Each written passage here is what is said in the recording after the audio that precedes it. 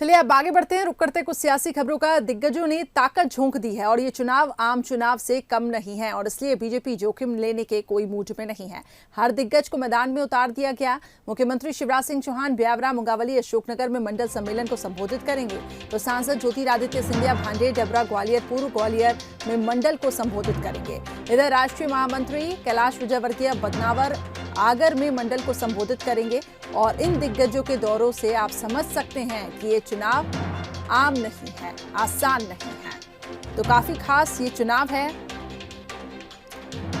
मुंगावली से इस वक्त हमारे साथ विशेष संवाददाता विजय मांडके जुड़ चुके हैं। विजय, जिस तरीके से हम देख रहे हैं बीजेपी का तूफानी प्रचार जारी है, सीएम शिवराज सिंह चौहान भी कई मंडल को संबोधित करने वाले हैं, इसके साथ ही ज्योतिरादित्य सिंधिया की भी सक्रियता ग्वालियर चंबल में। किस तरीके से आप समीकरण बनते हुए देख रहे हैं? कौन कौन से अहम फैक्टर हो सकते हैं जो प्रभावित कर सकते हैं?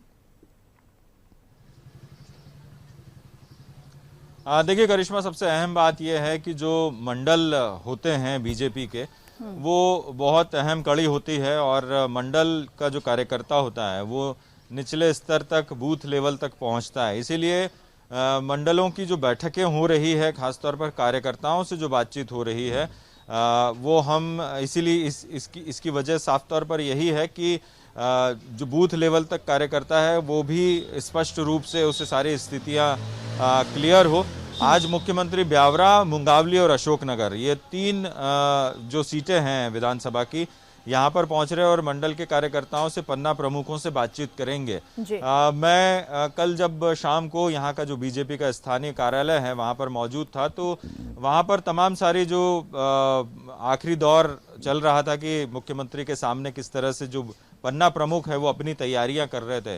हर पन्ना प्रमुख के पास एक पूरी लिस्ट है कि कितने बूथ पर कितने मतदाता हैं और उन मतदाताओं से उसे संपर्क करना है। तो जैसा कि आपने जिक्र किया कि ये चुनाव बहुत खास है और इसी वजह से खास है कि एक तो इस पर प्रतिष्ठा दांव पर है दोनों सियासी दलों की, न केवल राजनीतिक दलों की बल्कि व्यक्तिगत भी प्रतिष्ठा दांव पर लगी हुई है नेताओं की। तो इसी वजह से तैयारियों में कोई कोर कसर बाकी छोड़ना नहीं चाहती, चाहे वो बीजेपी की बात करें या कांग्रेस की बात करें, क्योंकि जब कमलनाथ आते हैं तो वो भी कार्यकर्ताओं से बातचीत करते हैं। तो कार्यकर्ता अहम कड़ी हैं और उस अहम कड़ी को मजबूत रखना ये बीजेपी की बहुत कोशिश है और इसी वजह से ये तमाम जो बड़े नेता हैं वो इस समय मंडल कार्यकर्ताओं की बैठक ले रहे हैं। चलिए, तो कार्यकर्ताओं की भूमिका भी अहम है और कार्यकर्ताओं को साधे रखना ये बीजेपी की स्ट्रैटेजी। बहुत बहुत शुक्रिया हमारे साथ विजय जुड़ने के लिए।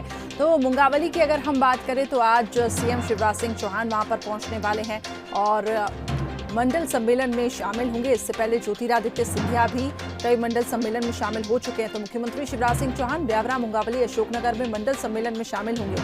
कोशिश यही है कार्यकर्ताओं को मजबूती देना।